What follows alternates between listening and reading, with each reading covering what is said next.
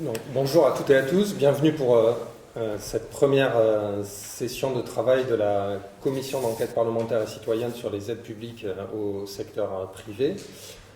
L'idée avec cette commission d'enquête, c'est de faire un état des lieux sur ce processus grandissant d'aide publique au secteur privé et l'absence de conditionnalité sociale, écologique et fiscale sur ces questions. Donc merci aux parlementaires, donc, Mathilde Panot, Émilie Cariou, Christine Pires-Bonne, Elsa Faucillon, Sophie Tallier-Polian d'avoir accepté de participer à cette commission d'enquête parlementaire et citoyenne.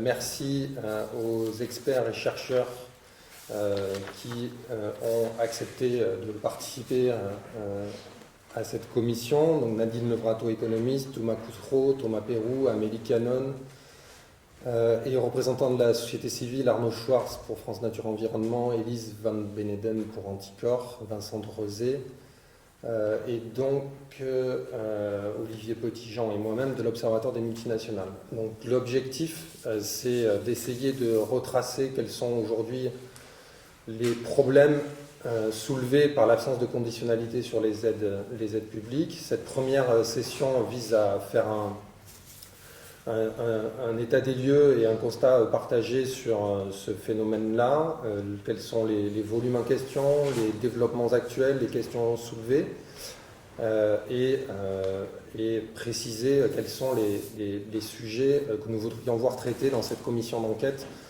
dans les semaines à venir.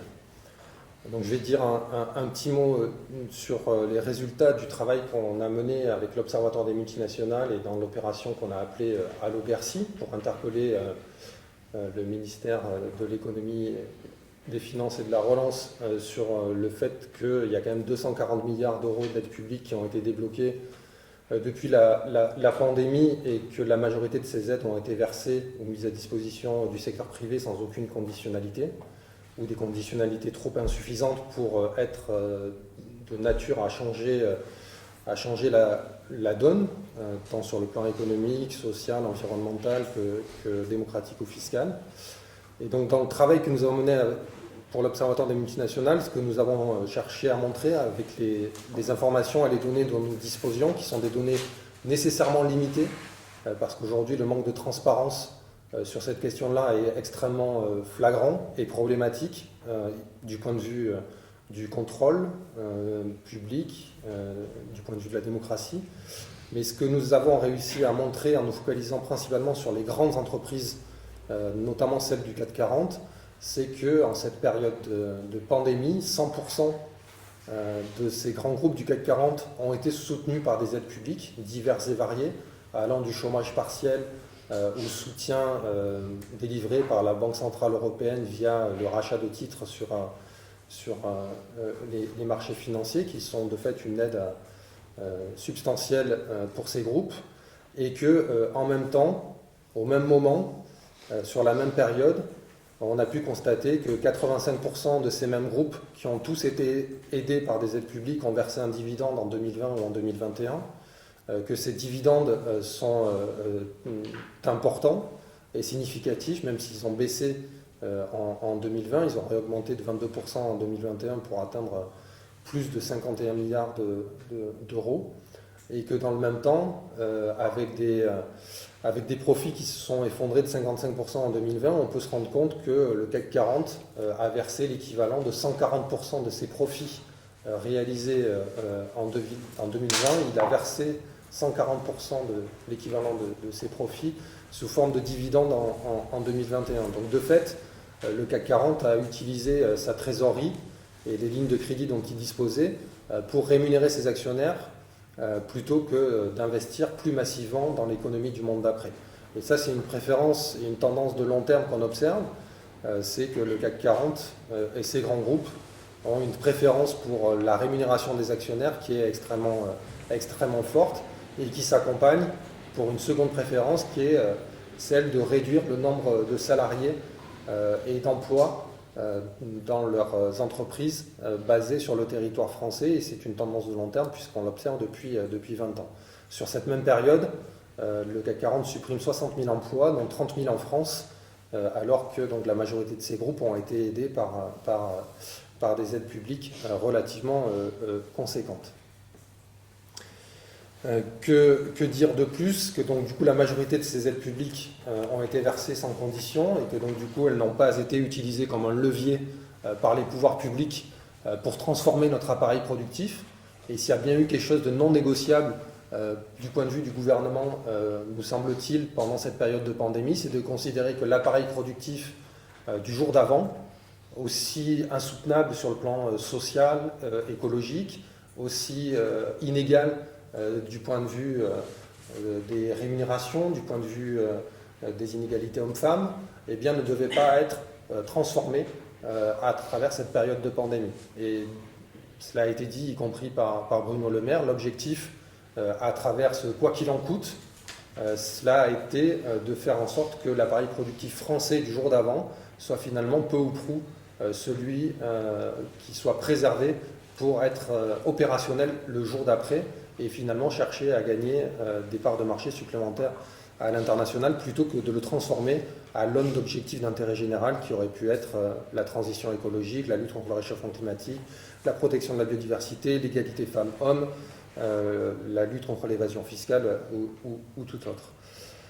Donc ça, c'est grosso modo les données qu'on a mises en exergue parmi d'autres du côté de l'Observatoire des multinationales et il nous semble que ce sont un état des lieux suffisant pour poser la question de façon légitime et pertinente de la nécessaire conditionnalité des aides publiques au secteur privé qui nous paraît aujourd'hui comme étant un levier fondamental qui puisse à la fois répondre à l'exigence de transformation de notre appareil productif, mais également répondre à des grands enjeux d'intérêt général qui sont ceux que, par ailleurs, l'ensemble des institutions publiques, du gouvernement, prétendent prendre à bras-le-corps, que ce soit ceux que j'ai cités tout à l'heure.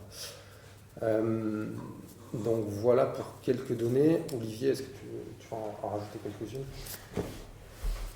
Merci Maxime. Donc effectivement, je vais compléter un peu sur... Maxime a parlé des impacts concrets qu'on a vérifiés à partir des données publiées par les grands groupes français, donc en termes de dividendes, d'emplois notamment. Donc je vais peut-être prolonger un peu le propos en parlant le plus brièvement possible de quelques tendances qu'on observe et qui sont un peu inquiétantes de mon point de vue en tout cas. Et ce qui fait qu'en fait cette question des aides publiques elle est centrale non seulement d'un point de vue purement économique mais sous l'aspect du climat, de la lutte contre la crise climatique comme l'a mentionné Maxime et d'un point de vue démocratique disons au sens large sur l'influence et le poids des grands groupes sur les politiques économiques en France en général et en Europe. Je pense que c'est important de se remettre en tête. Donc nous, on a commencé ce travail qu'on a appelé Allo Bercy à l'occasion dès le début de la pandémie, en observant les aides qui se mettaient en place et nourries évidemment par l'expérience de ce qui s'était passé en 2008 où il y avait eu ce même phénomène tout à coup de quantité pas aussi massive qu'aujourd'hui mais déjà massive d'argent qui avait été pour sauver des entreprises, en l'occurrence qui étaient directement responsables de la crise financière. Donc, je pense que c'est utile pour ce travail et pour cette commission de distinguer plusieurs phases et plusieurs types d'aides publiques mises en place à différents moments suite à la pandémie. Donc, il y a une première vague qui a été le triptyque PGE, donc prêt garanti, report de charges et de cotisations, et chômage partiel, qui ont été mis en place dès le début de la pandémie et qui étaient des aides qui ciblaient toutes les entreprises, de toutes petites aux plus grandes, et avec des règles communes plus ou moins, donc il y a eu des petits aménagements sur les PGE pour les très grandes entreprises, etc., mais avec des règles à peu près communes pour tout le monde, et donc on peut dire que sur leur principe, elles sont difficiles à contester, elles étaient indispensables pour faire face à la pandémie. Par contre, c'est possible, et on soupçonne fortement qu'il y a eu des abus, notamment sur le chômage partiel. On peut soupçonner aussi que des entreprises ont utilisé notamment le chômage partiel qui n'en auraient pas forcément eu besoin. Donc ça, c'est un premier type d'entreprise. C'est celle qui, quand Bruno Le Maire a annoncé la fin du quoi qu'il en coûte, c'est celles qui, même si elles ont été prolongées depuis, parce qu'on n'est pas sorti de la pandémie, etc., c'est celles qui sont appelées à disparaître un jour ou l'autre. Donc il y en a une deuxième qui a aussi été mise en place dès le début de la pandémie, et dont Maxime a parlé, pour nous c'est très important, c'est les rachats d'obligations de la Banque centrale, donc des dizaines de milliards d'euros qui ont été utilisés pour acheter des obligations émises par... Et là, ça concerne exclusivement les très grandes entreprises. Et c'est des quantités très importantes d'argent qui ont été à des entreprises qui n'en avaient pas besoin et dont ont profité aussi des entreprises comme Total, Sanofi ou autres qui disaient « Ah non, mais nous, on n'a pas besoin de soutien des pouvoirs publics, on est capable de se débrouiller tout seul. » En fait, il y avait cette forme de soutien qui les aidait, elles, très grandes entreprises spécifiquement. Ensuite, je pense, troisième, il y a une deuxième vague d'aide qui a été mise en place à partir de juin 2020, qui est plus sectorielle. Donc ça a commencé par des plans de sauvetage, l'aéronautique, l'automobile, le tourisme. Le plan de relance, on peut aussi analyser ça comme, ensuite on en débattra, comme quelque chose d'assez sectoriel. Et donc là, ça dépend du secteur. Par exemple, pour l'hôtellerie, évidemment, c'est plutôt des toutes petites entreprises qui en ont profité. Mais dans tous les autres secteurs, c'est des plans qui ont profité à des très grandes entreprises, à des grandes entreprises et à leurs sous-traitants, automobiles, aéronautique, dans le plan de relance l'hydrogène, tout ce qui est soutien à ce qu'on appelle la numérisation au secteur numérique. Ça bénéficiera de fait à des entreprises du secteur numérique qui en fait n'en ont pas du tout besoin vu qu'elles sont les grandes gagnantes de la pandémie avec d'autres en termes d'accroissement de leurs bénéfices, etc., etc. Et donc là, on est passé aussi à des choses plutôt sur mesure. Donc c'est plus les règles communes à toutes les entreprises, c'est des choses sur mesure. Je dirais pas à la tête du client, mais bon, on s'approche un petit peu et qui bénéficient avec des critères un peu moins clairs, bénéficient à des très grandes entreprises. Et ensuite, il y a une dernière étape qui est ce qui a été annoncé récemment par Emmanuel Macron, qui est en fait la radicalisation de la troisième étape, qui est France 2030, où on a encore plus sur des choses qui bénéficient exclusivement à des secteurs très précis, à partir de choix qui sont des choix de société de fond, évidemment pour son nucléaire, mais il n'y a pas que ça, qui n'ont pas fait, qui sont des vrais choix politiques de soutenir certains secteurs. Et ça, ce qui a été annoncé avec France 2030, c'est un prolongement au niveau européen avec toute une série d'initiatives que l'Europe prend en ce moment même et que la France risque de pousser encore plus fort à l'occasion de sa présidence tournante de l'Union européenne donc au premier semestre 2022 et qui est portée par Thierry Breton en tant que commissaire au marché intérieur, etc., etc. Et là, donc, en un sens, on peut dire qu'il y a une radicalisation des plus grands risques de détournement, disons, des aides publiques. Avec cette nouvelle génération d'aides publiques qui, elle, apparaît être là pour rester au moins pour plusieurs années. Et de là découlent plusieurs questions et plusieurs choses, je pense, qui sont des enjeux. La première, est-ce qu'on peut interroger, bon, ça dépasse un peu le mandat de cette commission, mais est-ce que cette politique de soutien des secteurs, des champions industriels dans l'hydrogène, le nucléaire, l'exploration des fonds marins, et je ne sais quoi. Est-ce que ça fait du sens économique? Est-ce que c'est des aides qui impliquent un peu la... Bon, moi, je ne suis pas du tout économiste, donc ensuite je parlerai sous le contrôle des économistes. Mais on a l'impression que c'est une vision où on va soutenir des champions et après ça va ruisseler, derrière ça va créer des emplois chez les sous-traitants dans le bassin industriel. Est-ce que c'est vrai ou pas? Ce qu'on a vu dans Allo Bercy, c'est que beaucoup de ces entreprises, elles rémunéraient leurs actionnaires, elles n'investissaient pas forcément, elles continuent à supprimer l'emploi. Donc est-ce que c'est pas un peu contestable de ce point de vue-là aussi? La deuxième question, cette focalisation sur certains secteurs et certaines entreprises, ça crée des risques encore accrus de conflits d'intérêts, voire de pire. Comme ça a été évoqué sur d'autres affaires industrielles, donc est-ce que c'est pas des amis des condisciples de Alena, de certains qui sont maintenant dans l'entreprise qui vont bénéficier des aides de Bercy ou des proches de certains partis politiques, etc., etc. Donc, au-delà des cas particuliers, il y a quand même un gros enjeu de prévention des conflits d'intérêts, risque d'accès privilégié à ces fonds publics pour les très grandes entreprises qui ont des forces de pouvoir en termes d'influence incomparables avec d'autres secteurs, y compris les secteurs à but non lucratif, etc., les services publics. Et donc très concrètement, et là je pense que c'est un constat qu'on a fait aussi qui est très important pour nous, ces aides publiques dans les secteurs comme l'hydrogène, le nucléaire, le numérique, c'est des choses, il y a une radicalisation d'une tendance historique en France, mais qui s'est vraiment radicalisée pour nous à l'occasion de la crise Covid, de dire la solution aux problèmes climatiques, aux problèmes de transition écologique, c'est la technologie. Et on va soutenir la technologie. Et du coup, comme on va soutenir la technologie, on ne fait rien d'autre. Et pour nous, voilà, on a pas mal travaillé sur la Convention citoyenne du climat. Il y a quelque chose de... Enfin, c'est pas un hasard si en même temps, le gouvernement, de notre point de vue, a choisi de vider totalement de sa substance les propositions des citoyens où là il y avait, bon, on peut toujours contester, dire que c'était limité, mais s'il y avait une vraie forme de débat démocratique sur les choix de société, etc., ils sont avec des propositions pour réduire nos gaz à effet de serre qui passaient par d'autres leviers que juste soutenir l'innovation technologique. Et au même moment, le gouvernement a choisi de soutenir en priorité presque quasi exclusivement l'innovation technologique et de ne rien faire de l'autre côté. Voilà, et pardon, j'ai déjà été beaucoup trop long, peut-être plus long que Maxime. Mais pour finir, effectivement, j'insisterai beaucoup sur la question de l'accès à l'information sur les aides publiques, la transparence et les règles de prévention des conflits d'intérêts. Parce que tant qu'on ne pourra pas suivre, avoir un vrai suivi des aides, des bénéficiaires, des montants, évidemment, ce qu'on ne peut pas contrôler, on ne peut pas mesurer, on n'a pas les éléments pour dire en fait ça n'a pas profité aux bonnes personnes, etc., etc. Et je pense on est devant une situation, vu les quantités d'argent, des milliards d'argent public mis à disposition du secteur privé sous diverses formes, c'est plus acceptable de ne pas avoir le minimum d'informations. Voilà, je pense que, enfin pour moi, c'est un aspect vraiment important pour la suite et à plus long terme d'avoir un niveau de transparence et de contrôle et de suivi contradictoire, qui ne soit pas effectué juste au niveau de Bercy, qui lève tous les obstacles type secret des affaires, secret fiscal, quand c'est pas indispensable qu'il y ait secret des affaires, secret fiscal, voilà, ça fait partie d'une exigence démocratique de base. Et là, on est vraiment à l'occasion de cette commission, et plus largement au moment où il faut dire que ça suffit. Sachant que d'après ce que j'ai lu, pour finir sur un point, dans le cadre du plan de relance, il y a quand même en théorie des exigences plus fortes qui viennent du niveau européen sur le suivi des bénéficiaires. Et donc on peut entre autres s'assurer que ces exigences, ces normes européennes sont respectées au niveau français. C'est pas du tout sûr que ce soit le cas. Et donc j'ai fini. Merci Olivier.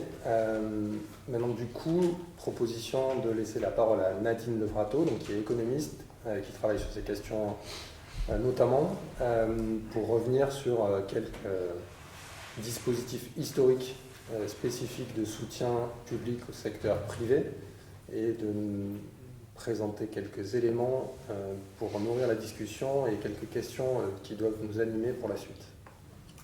Merci beaucoup Maxime, merci Olivier. Alors, on a eu des chiffres astronomiques sur les montants qui ont été déversés depuis le début de la pandémie, mais les dispositifs d'aide aux entreprises sont évidemment bien plus anciens que le Covid. C'est un système qui s'est construit, qui s'est renforcé, qui s'est élargi d'année en année. Et ce que je voudrais faire, moi aussi le plus brièvement possible, c'est présenter un petit peu l'architecture, les montants en jeu et les transformations de ce système qui est en fait en expansion quasi continue. Alors, le constat que l'on dresse à présent et qui est finalement partagé par beaucoup d'interlocuteurs, c'est que les aides aux entreprises sont nombreuses, onéreuses, mais toujours assez mal connues. Quand on regarde les rapports, quand on regarde les évaluations qui sont faites, eh bien, on a des ambiguïtés, personne ne sait vraiment combien elles coûtent, et les recenser est une mission quasi impossible. Ce qui complexifie encore la tâche, c'est que non seulement elles sont distribuées par l'État, de manière directe, mais en plus elles peuvent l'être de manière indirecte, par exemple via BPI France, qui est aujourd'hui la Banque publique de l'État, le principal opérateur de distribution des aides, mais également par les collectivités locales, puisque la loi NOTRe leur a donné des compétences en matière de soutien à l'activité économique et que les régions ne se privent pas de soutenir les entreprises. Donc on a déjà un grand nombre d'opérateurs qui ne facilitent pas la connaissance du système. Qui dit grand nombre d'opérateurs dit aussi grand nombre de dispositifs. Alors le chiffre n'est pas connu avec précision, mais ce serait autour de 2000, 1887 aides publiques financières selon l'Institut supérieur des métiers qui a été chargé de leur recensement par le gouvernement. Et j'avais regardé sur le site lesaides.fr, il y en avait en septembre dernier 2083. Donc c'est assez convergent. avec une précision importante, les aides auxquelles je fais référence ici sont des aides directes, c'est-à-dire celles qui font l'objet d'injections d'argent frais dans les entreprises qui, grâce à ça, vont disposer d'un supplément de moyens pour investir, recruter ou mener à bien les projets pour lesquels ils ont sollicité un soutien. Et donc ça, ce sont des dépenses qui sont comptabilisées comme telles au budget de l'État ou des collectivités locales qui les distribuent. Mais il y en a d'autres qui sont plus importantes, très largement majoritaires, mais aussi plus discrètes. Il s'agit de toutes les aides qu'on appelle aides indirectes, c'est-à-dire les allègements, les exonérations fiscales et sociales, qui n'impliquent pas de dépenses effectives, mais tout simplement, enfin, si on peut dire, un manque à gagner pour l'État. Donc elles sont beaucoup moins visibles puisqu'il n'y a pas de flux financier sortant, et pour les repérer, il faut aller dans une annexe du projet de loi de finances intitulée « Voies et moyens », qui recense l'ensemble des dépenses ou des niches fiscales, précise les missions auxquelles elles sont rattachées, les bénéficiaires, les grandes catégories, pas les noms des entreprises, et également qui donne une idée de la fiabilité du chiffrage qui est proposé. Alors, il y en a des pages et des pages, pour vous donner quelques exemples. Les réductions de TVA diverses, c'est 11 pages dans cette annexe. Ça va, alors d'une qui est bien connue, le taux à 5,5% pour l'amélioration du logement, le taux à 10% pour la restauration à consommer sur place, le taux de 2,1% pour les médicaments remboursables, tous les dispositifs spéciaux de l'outre-mer, etc. Même chose pour la TIPP, le carburant pour les taxis, pour le transport. Donc il y a une multitude d'allègements qui sont prévus et qui, eux, sont extrêmement mal connus. Et de plus, la liste dont on dispose dans cette annexe n'est pas complète parce qu'il y a tout un débat sur ce qu'est une dépense fiscale. Donc même là, il y a une ambiguïté. Alors, normalement, on parle de dépenses fiscales quand on peut se référer à une législation de base à laquelle on dérogerait, mais parfois il n'y a pas cette législation de référence, et donc on a les mesures qui sont dites déclassifiées, c'est-à-dire que l'on va appliquer, et là il y en a peut-être encore plus au niveau de la TVA, si c'est possible, et qui sont presque arbitrairement décrétées comme dépenses fiscales ou simplement mesures ordinaires. Alors déjà là, en termes de typologie, on aurait besoin de précision. La Cour des comptes le réclame, le rapport parlementaire sur la conditionnalité des aides de mars 2021 en parlait aussi, puisque les sommes en jeu sont vraiment colossales. Et parlons-en justement des sommes en jeu, puisque les montants globaux qui sont donc attribués sous la forme d'aides directes ou indirectes sont vraiment importants. Alors, je parle avant Covid, on a eu un détail sur ce qui se passe depuis la pandémie, mais en 2019, alors il y a débat selon les sources, comme d'habitude, c'était 140 milliards d'euros d'aides attribuées aux entreprises sous toutes les formes selon Gérald Darmanin, à l'époque ministre du Budget, et 200 milliards selon la CGT, dont bénéficiaient les entreprises implantées en France. Alors, pour vous donner des ordres de comparaison, le montant des ressources à l'époque était de 230 milliards d'euros, donc ça donne une idée de l'importance par rapport au budget de l'État, 338 milliards d'euros de dépenses et un déficit budgétaire qui s'établissait à 107 milliards d'euros. Donc 140 milliards d'aides publiques au minimum, 107 milliards d'euros de déficit. J'établis pas de causalité entre les deux, jurisprudence. Et cette année-là, le budget d'éducation nationale, qui est le plus important, plafonné à 52 milliards d'euros hors contribution aux pensions de l'État et 72 milliards d'euros si l'on tient compte des pensions. Et les hôpitaux publics, c'était 83 milliards d'euros. Donc on a 150 à 200 milliards d'aides aux entreprises et qui constitue finalement le plus gros poste du budget. On l'a dit, Maxime et Olivier l'ont précisé, la crise d'abord sanitaire puis économique a engendré une dérive de ce poste vraiment sans précédent. On a du mal à évaluer, il faudra attendre 2022 pour vraiment avoir une idée plus précise. On estime que France Relance, c'est à peu près 60 milliards d'euros en direction des entreprises, 16 milliards pour le Fonds de solidarité à la fin juin 2021, 18 milliards pour l'État, 9 milliards pour l'UNEDIC. Donc vraiment, ce sont des très très gros montants et on pourrait continuer la liste de chiffres encore longtemps. Mais pour résumer, ce qu'on a appelé ce que le président a appelé le quoi qu'il en coûte, ce chiffre vraiment en dizaines de milliards d'euros de dépenses supplémentaires à destination de toutes les entreprises. On a bien sûr les grands groupes qui sont bénéficiaires, mais en fait, il faut bien insister sur ce point, tout le tissu productif en bénéficie, notamment sous la forme des exonérations de cotisations sociales qui, elles, ne sont même pas quérables, hein, c'est-à-dire que c'est les organismes de sécurité sociale qui les calculent et pour l'entreprise, c'est complètement transparent, si bien que beaucoup de PME croient qu'elles ne sont même pas aidées par l'État alors qu'elles ont cette aide majeure qui prend la forme de CICE et revenus à l'État d'exonération de cotisations sociales.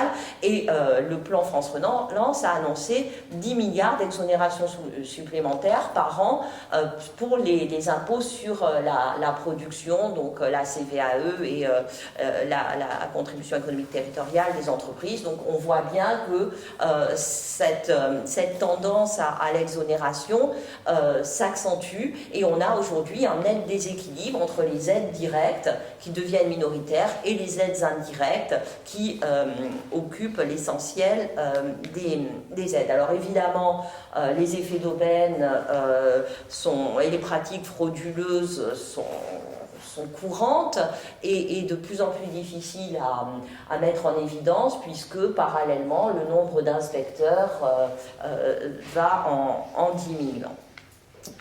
Les questions que posent ces tendances de fond, alors j'en ai identifié 4 principales.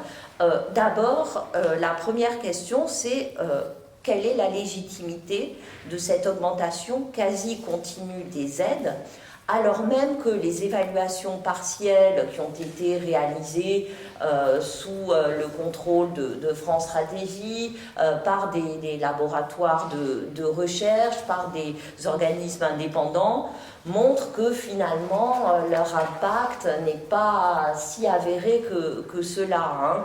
Le crédit impôt compétitivité emploi, qui a été évalué par la CNEPI, et ils ont eu du mal à mettre en évidence la création ou le maintien de 80 000 emplois, arrondi à 100 000. Le crédit impôt recherche, récemment évalué, on n'a pas non plus d'effet autre que sur les dépenses de recherche et développement, mais en termes d'embauche de chercheurs, de dépôt de brevets, etc., il n'y a rien de vraiment significatif.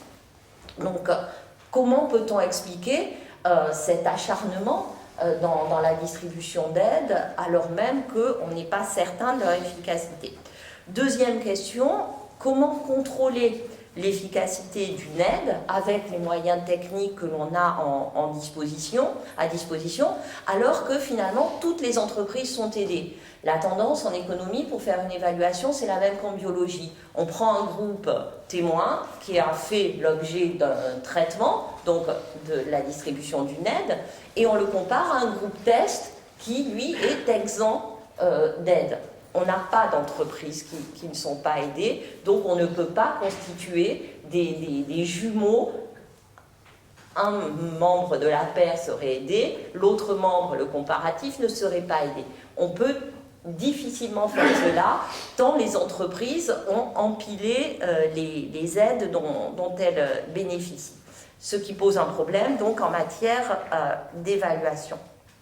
Troisième question, les déficits augmentent. On a compris qu'ils se creusent parce que les recettes aussi diminuent du fait donc de ces exonérations diverses. Or, ces déficits publics constituent un argument de politique publique pour limiter les dépenses. Et dans ce cas-là, s'il faut réduire les dépenses, on peut se demander s'il est vraiment rationnel de se priver tous les ans de recettes qui pourraient venir abonder le budget de l'État. Dernière question, c'est celle que soulevait Olivier, le contrôle, l'évaluation. Dans ce maquis et ce millefeuille d'aide publique aux entreprises, on ne sait plus vraiment combien ça coûte, on ne sait pas vraiment ce que ça produit, comment donc décider, comment profiler les aides, comment cibler correctement les entreprises. Donc c'est une question de politique publique et je pense qu'on est tous là pour essayer de les éclairer. Merci beaucoup. Merci beaucoup Nadine.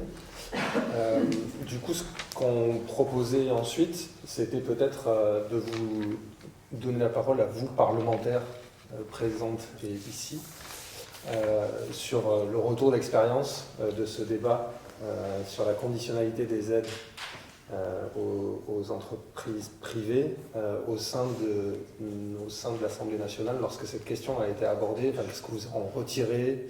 Quelles leçons on peut en tirer du coup? Quelles questions vous semblent absolument nécessaires de travailler, d'aborder pour pouvoir faire bouger les lignes? Puisque ça, je ne sais plus si on l'a dit, mais ce qu'il s'est passé, c'est que grosso modo l'ensemble des propositions a été écarté et que le gouvernement s'est organisé de telle façon à ce que une mission d'information parlementaire sur la question rende son rapport une fois que tous les véhicules législatifs qui auraient pu introduire des conditionnalités des aides soient passés. Donc du coup on est 2 ans après le début de la pandémie presque, et finalement cette question a été enterrée en bonne et due forme, alors que, comme vient de le signaler Nadine, en long terme, même sans tenir compte de la période Covid, juste pour transcrire en pourcentage ce qu'a évoqué Nadine, on était à 50 milliards d'aides publiques au secteur privé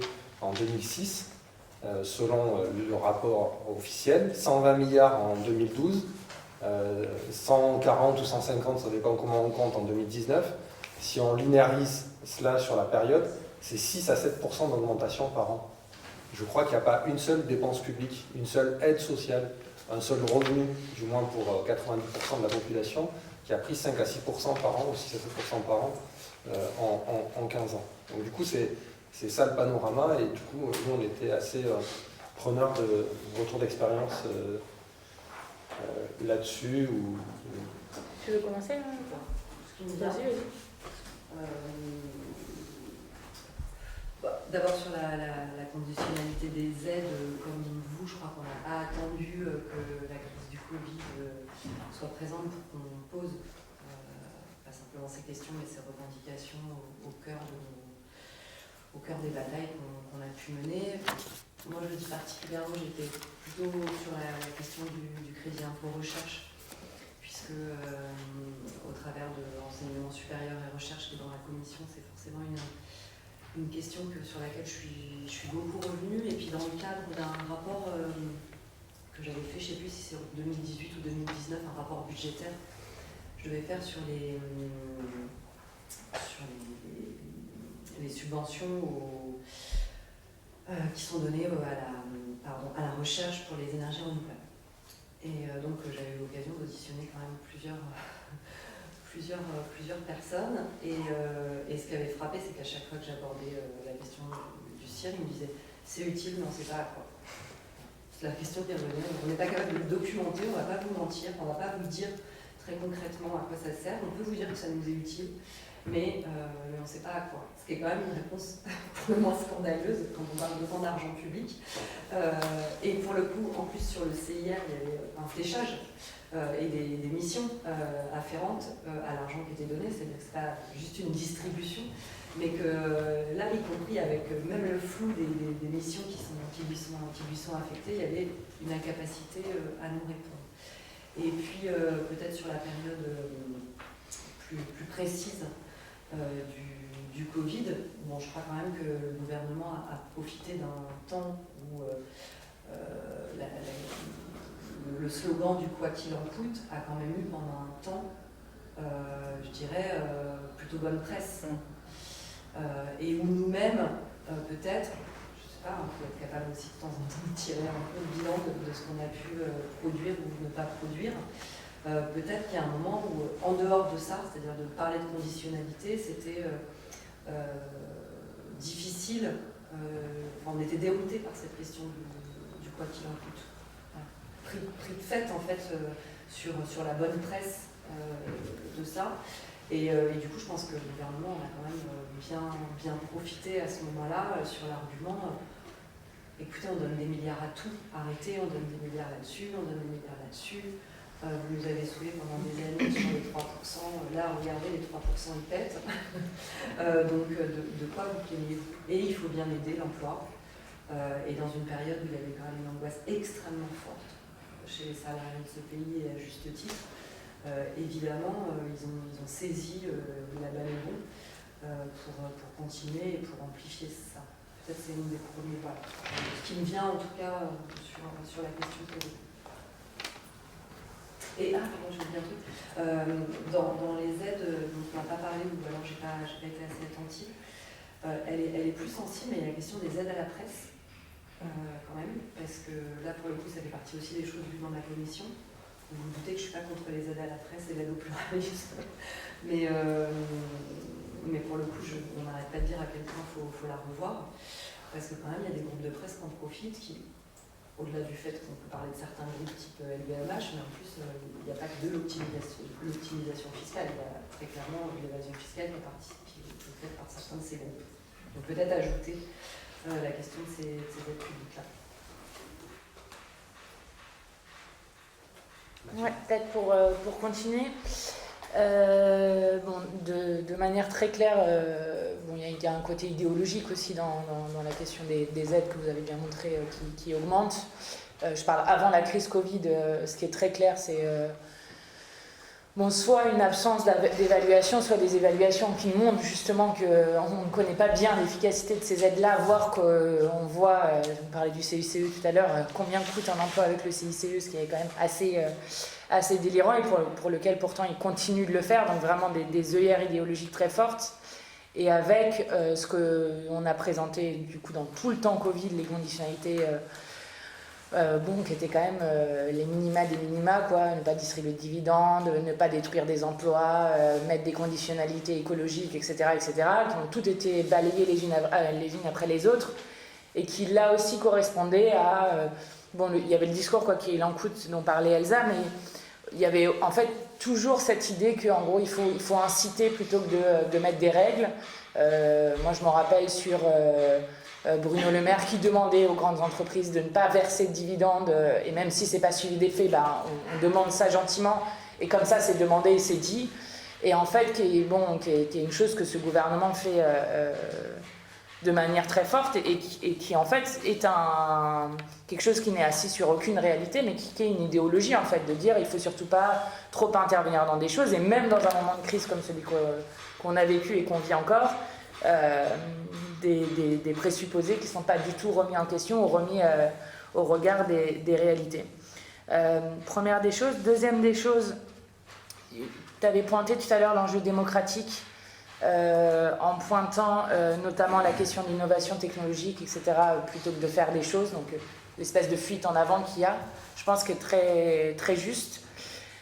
Sur la question des aides qui sont des aides publiques, c'est en fait aussi, même si on les discute à l'Assemblée, même si elles sont votées à l'Assemblée, aussi une négation en fait de la décision populaire, en fait, de la souveraineté populaire, notamment, enfin, je vais donner l'exemple du nucléaire, qui est du coup pas l'exemple qu'on prendra en direct, puisque c'est pas les entreprises privées, quoique.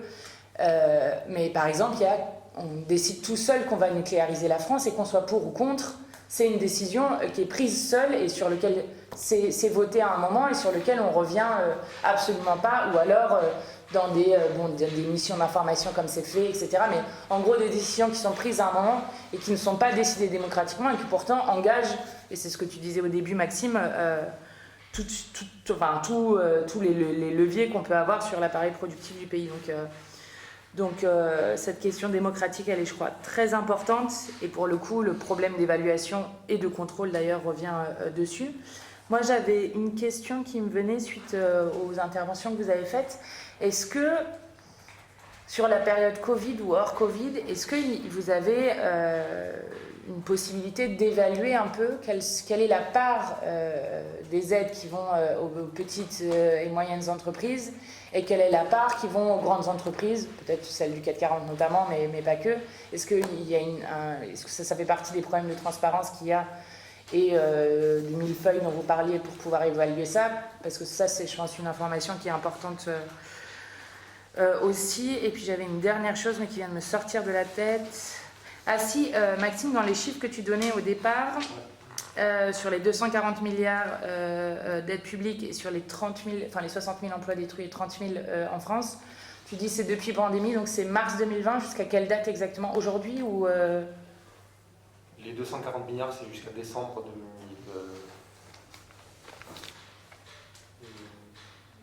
C'est parce que le chiffre qu'a donné Bruno Le Maire. C'est le chiffre qu'a donné Bruno Le Maire au mois de septembre. Ok. Donc c'est 240 milliards à juillet. Ok. Et les 60 000 destructions d'emplois, c'est sur l'exercice 2020, annoncé par les... C'est sur l'exercice 2020, annoncé par les multinationales dans leurs documents qu'ils fournissent à leur Assemblée Générale en année N+1. Ok. Donc c'est sur la comptabilisation de leurs effectifs de fin d'année qu'on a comparé à l'année précédente. Ils ont 60 000 effectifs en moins annoncés, dont 30 000 en France, à peu près 30 000 en France. Ok. Donc ça, c'est par l'emploi direct. Donc, ce qui est impossible à évaluer, c'est la destruction d'emplois occasionnée chez les sous-traitants, fournisseurs. Ouais.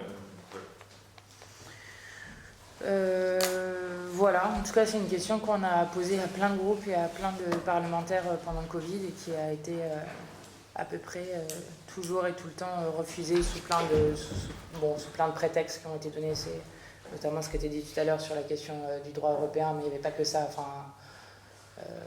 Il y avait plein de prétextes qui étaient donnés et qui étaient constamment refusés. Voilà. Alors, Nadine me corrigera. Moi, je vais vraiment pour répondre à la question, exactement. De mon expérience de journaliste, non, on a des approximations pour permettre d'évaluer la part des grandes entreprises, mais tel que je comprends les choses, d'après les rapports que j'ai lus, il n'y a pas toujours la possibilité. Une multinationale comme Total ou je ne sais pas qui, elle est structurée, elle a beaucoup de filiales, y compris en France, donc il y a différentes sociétés.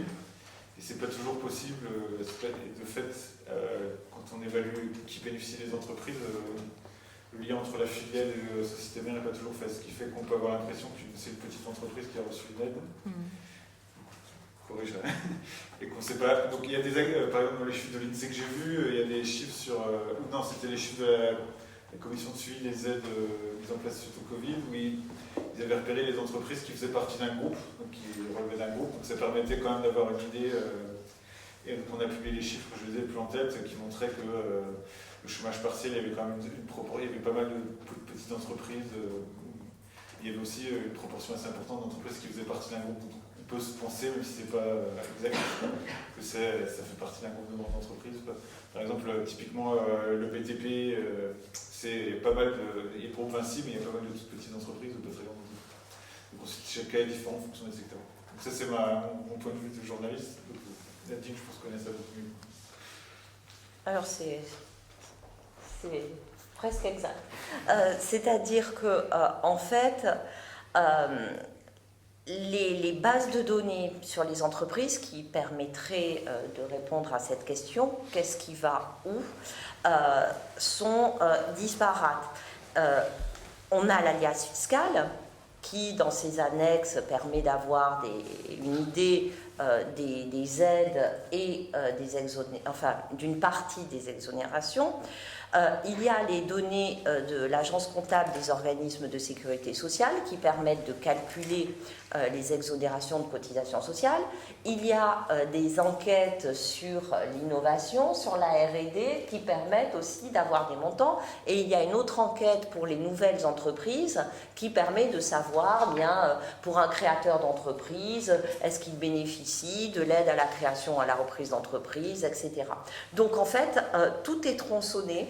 Et pour fusionner toutes ces bases de données, d'abord, un citoyen ordinaire ne peut pas le faire, puisque ça voudrait dire qu'il n'y a plus de secret des affaires.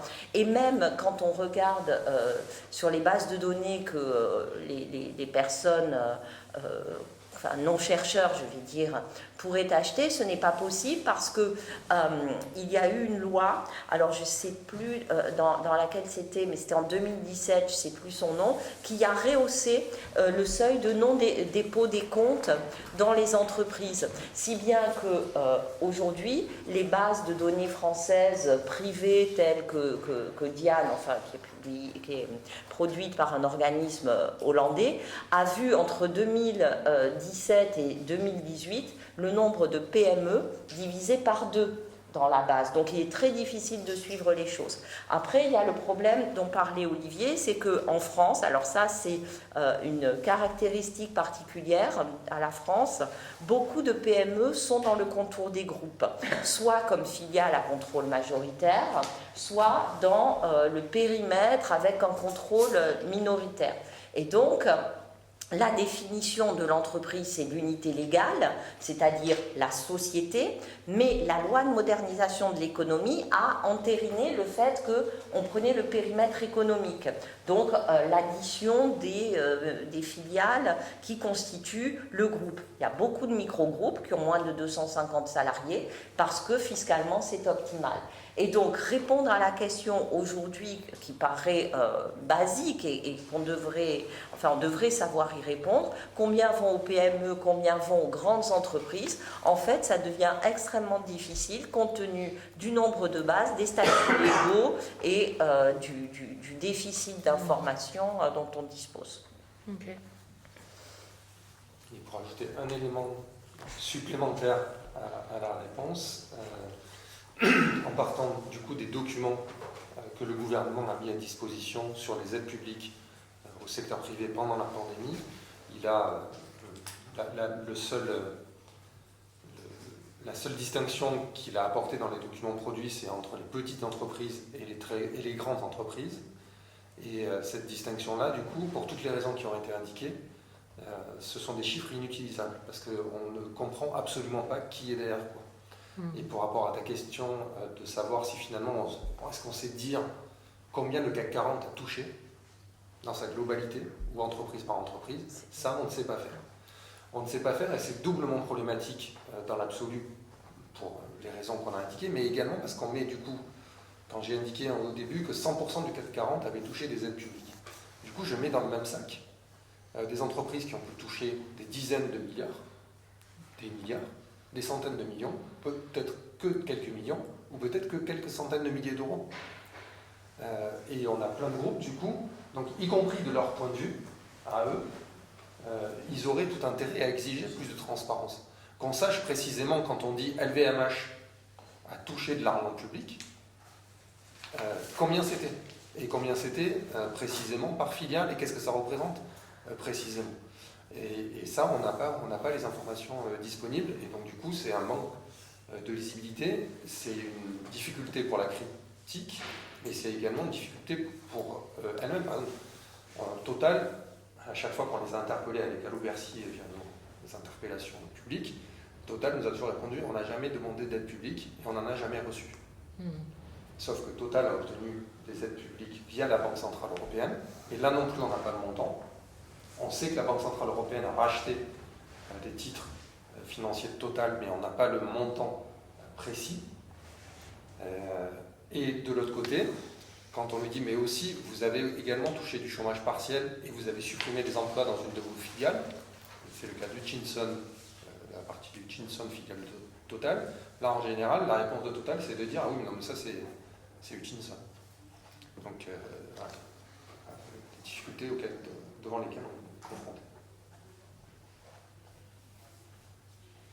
Alors, pour poursuivre, l'idée, c'est juste de discuter collectivement. Donc, vous êtes plusieurs à pouvoir également apporter des éléments. Je ne sais pas si Arnaud, tu veux préciser des choses, la façon dont toi tu as vu la période, la séquence, qu'est-ce qui fait sens et comment FNE et toi avez-vous vécu là. Enfin, bref. Ouais, merci de me proposer d'intervenir. France Nature Environnement, juste pour redire, c'est la Fédération des associations de protection de la nature et de l'environnement. On est 6 000, on est dans les Outre-mer et les territoires hexagonaux, intéressés par la chose publique depuis bien longtemps. Depuis un bon demi-siècle, on ne s'intéresse pas que au sens strict à la protection de la nature et de l'environnement, mais au-delà à ce qui peut se passer dans le domaine de l'économie. Et puis l'usage qu'on fait de l'argent public,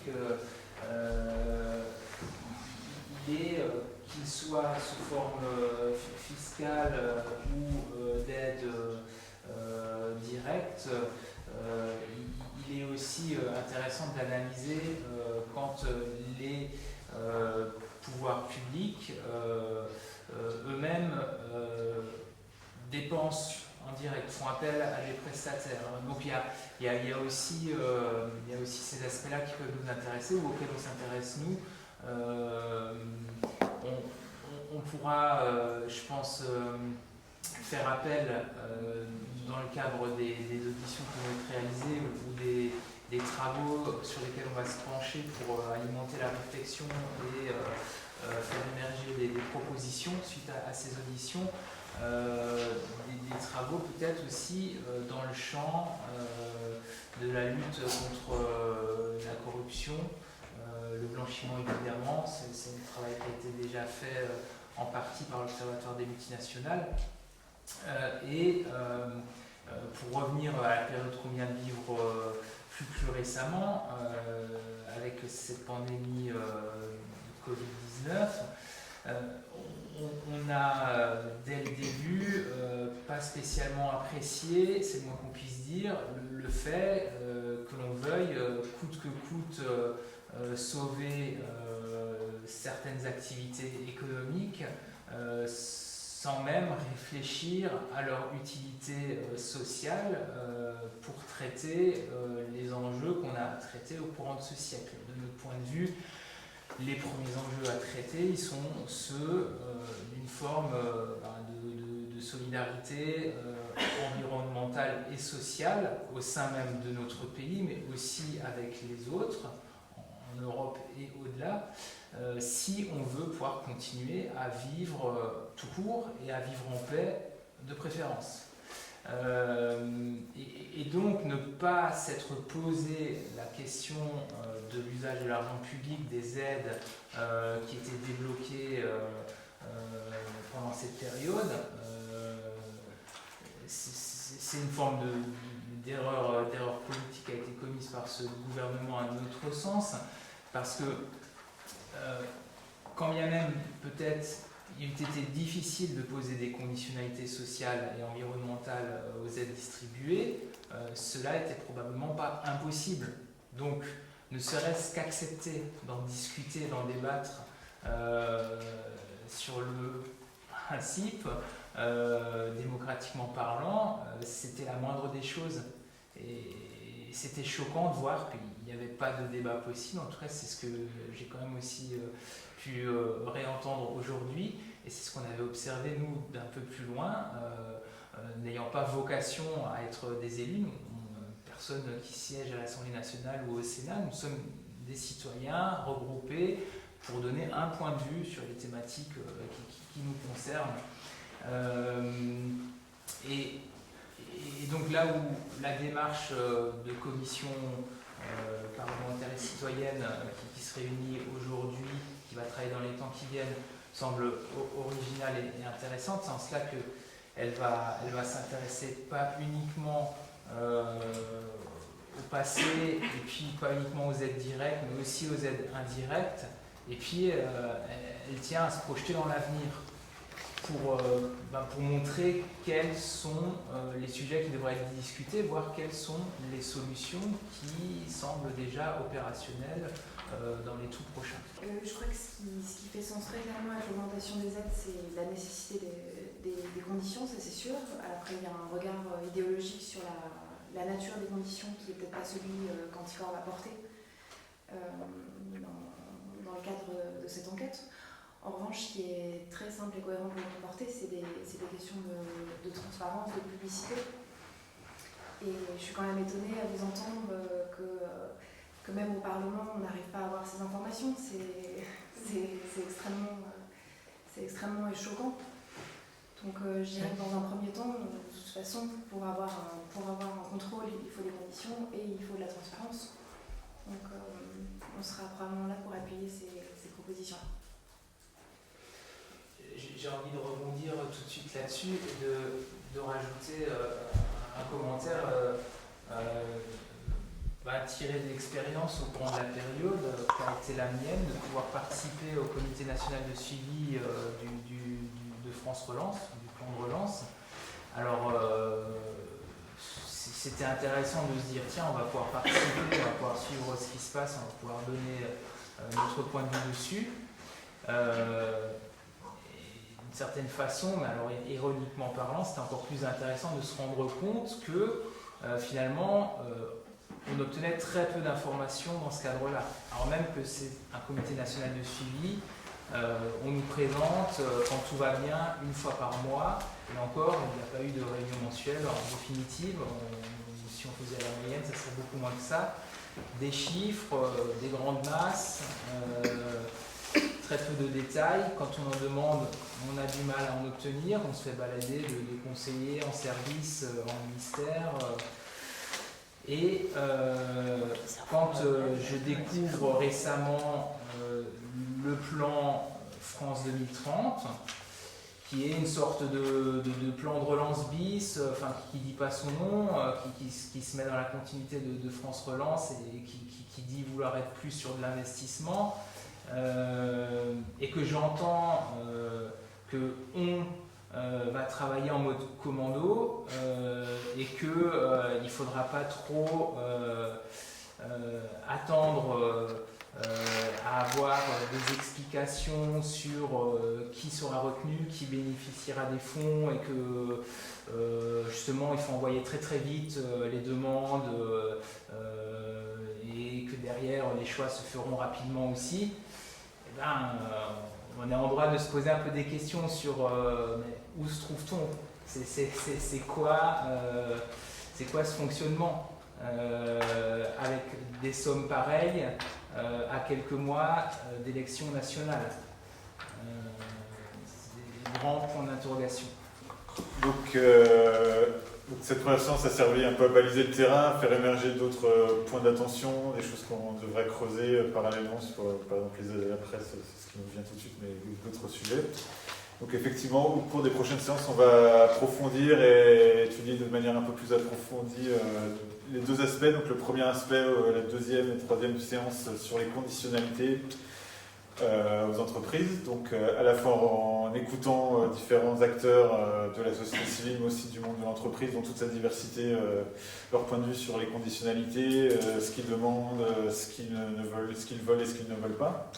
Et en étudiant les aspects plutôt juridiques, politiques et économiques, comment ce serait possible d'introduire des conditionnalités, sous quelle forme, est-ce qu'il y a des expériences intéressantes que du droit. Donc ça, ce serait un premier bloc qui serait les deux prochaines séances, et ensuite une séance supplémentaire où on travaillera plus sur cette question de la transparence et du suivi des aides, où à nouveau on essaiera de comprendre, on l'a un peu abordé, mais peut-être en allant plus en détail quels sont les obstacles, qu'est-ce qu'on pourrait faire, parce qu'effectivement, comme j'ai dit, ça me paraît une exigence de base, et à plus forte raison pour des parlementaires, de contrôler ces aides qui sont, si je comprends bien, majoritairement, enfin, c'est comme le pouvoir exécutif qui décide, et puis le Parlement, après, il est appelé à mettre un tampon sans avoir tous les tenants et les aboutissants, et surtout sans pouvoir avoir son mot à dire sur « Ah, en fait, vous n'aurez pas dû faire ci, pas dû faire ça ». Donc la question à la fois de la transparence et du contrôle parlementaire et du suivi. Et donc on commencera au moins une séance à regarder ce qui peut être fait, quels sont les obstacles en France, et regarder quelques bonnes pratiques, disons, à la fois au niveau européen et peut-être au niveau des États-Unis. On aura peut-être quelqu'un qui nous parlera de ce qui existe là-bas, qui est aussi partiel mais un peu mieux qu'en France. Et ensuite, là, ce sera un premier bloc de séance, et ensuite on ira plus dans les focus sur des secteurs en particulier, ou sur des aspects transversaux comme les questions de fiscalité et de crédit. Donc je vous remercie tous pour cette première séance. On diffusera le compte-rendu, l'enregistrement vidéo, et on se retrouve dans une semaine, donc dans le même lieu, je pense, pour la deuxième séance.